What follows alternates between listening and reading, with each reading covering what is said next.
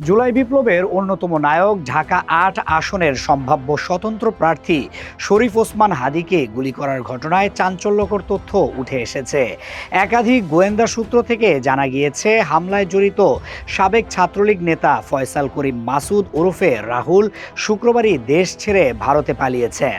গোয়েন্দা তথ্য অনুযায়ী ফিল্মি কায়দায় এই হামলা চালান দুর্ধর্ষ সন্ত্রাসী আলমগীর হোসেন, আর মোটরসাইকেল চালিয়ে হাদীর রিকশার কাছে নিয়ে যান ফয়সাল করিম মাসুদ। আইন শৃঙ্খলা বাহিনী দুজনকে শনাক্ত করতে পারলেও গতকাল পর্যন্ত কাউকে গ্রেফতার করা সম্ভব হয়নি। একাধিক গোয়েন্দা সূত্র জানায়, গত ৯ ডিসেম্বর থেকে শরীফ ওসমান হাদীর নির্বাচনী প্রচারণায় সক্রিয়ভাবে যুক্ত ছিলেন ফয়সাল। শুক্রবার সকালে প্রচারণার অংশ হিসেবে হাদী শিল্পকলা একাডেমি, শান্তিনগর মোড় ও মতিঝিল শাপলা চত্বর হয়ে একটি মসজিদে নামাজ আদায় করেন। নামাজ শেষে তিনি রিকশাযোগে রওনা হলে তাকে অনুসরণ করতে থাকেন আলমগীর হোসেন ও ফয়সাল করিম মাসুদ। বেলা ২টা ২৪ মিনিটে বিজয়নগর বক্স কালভার্ট রোডে চলন্ত রিকশায় পেছন দিক থেকে হাদীকে গুলি করা হয়। ঘটনার পরপরই ওই দিন রাতেই সাবেক ছাত্রলীগ নেতা ফয়সাল করিম মাসুদ সীমান্তবর্তী এলাকা দিয়ে অবৈধভাবে দেশ ছেড়ে ভারতে পালিয়ে যান বলে একাধিক গোয়েন্দা সূত্র নিশ্চিত করেছে। নির্ভরযোগ্য সূত্রে জানা গেছে, ইনকিলাব মঞ্চের সংগঠন শরীফ ওসমান হাদীকে হত্যার উদ্দেশ্যে গুলি চালানোর ঘটনায় সরাসরি জড়িত মূল শুটার ফয়সাল করিম মাসুদ ওরফে দাউদ খান এবং তার সহযোগী মোটরবাইক চালক আলমগীর হোসেন শুক্রবার রাতে সীমান্ত অতিক্রম করে ভারতে প্রবেশ করে। বর্তমানে তারা ভারতের আসাম রাজ্যের গুয়াহাটি শহরে অবস্থান করছে বলে নিশ্চিত হওয়া গেছে।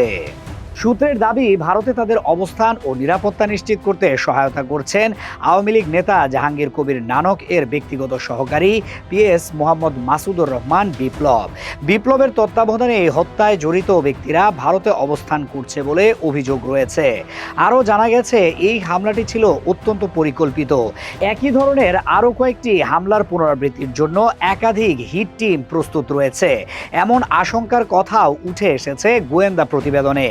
এদিকে মূল শুটার ফয়সাল তার ঘনিষ্ঠ মহলে দাবি করেছে, ব্যবহৃত অস্ত্রটি জ্যাম হয়ে যাওয়ায় সে মাত্র একটি গুলি করতে পেরেছে। তার পরিকল্পনা ছিল 4টি গুলি করার। সূত্র আরও জানায়, ফয়সালের মতোই আরেকজন অস্ত্রধারী ক্যাডার হলেন চট্টগ্রাম নগর যুবলীগের সাবেক কার্যনির্বাহী সদস্য মোহাম্মদ সাজ্জাদ। তিনি 13 মে 2025 রাজধানীর গুলশান এলাকা থেকে গ্রেফতার হন। তার বিরুদ্ধে বৈষম্য বিরোধী ছাত্র আন্দোলনের সময় চট্টগ্রামের মুরাদপুরে ফয়সাল আহমেদ শান্ত হত্যার মামলা রয়েছে। তবে পরবর্তীতে 29 জুলাই 2025 সুপ্রিম কোর্ট থেকে জামিন পেয়ে তিনি কারামুক্ত হন। এদিকে হামলাকারীদের ধরিয়ে দিতে 50 লাখ টাকা পুরস্কার ঘোষণা করেছেন স্বরাষ্ট্র উপদেষ্টা।